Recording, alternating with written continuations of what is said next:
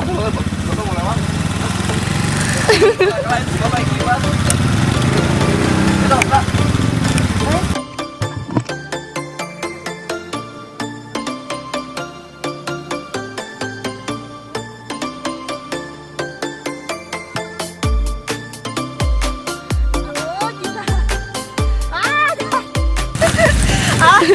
Kenapa? Hal yang gue takutin itu selalu terjadi.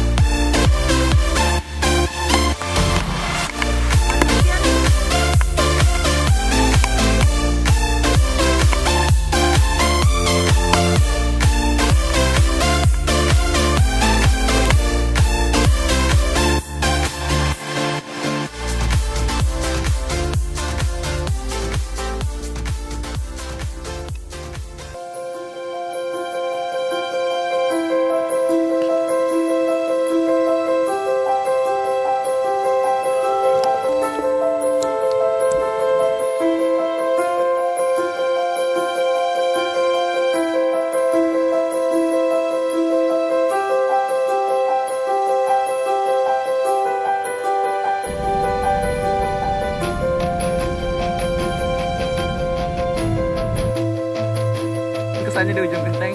Itu sumpah eksiden ya. Ini memar nih, ini memar. Di sini memar. Gara-gara yang mau motor lo. Nanti pulang jangan buru-buru. Kita lambat-lambat aja ya, oke? Kesan untuk ujung genteng apa? Lobit banget lobit. Udah berkesan. Dan kesannya di ujung genteng. Luar biasa, Allahu Akbar.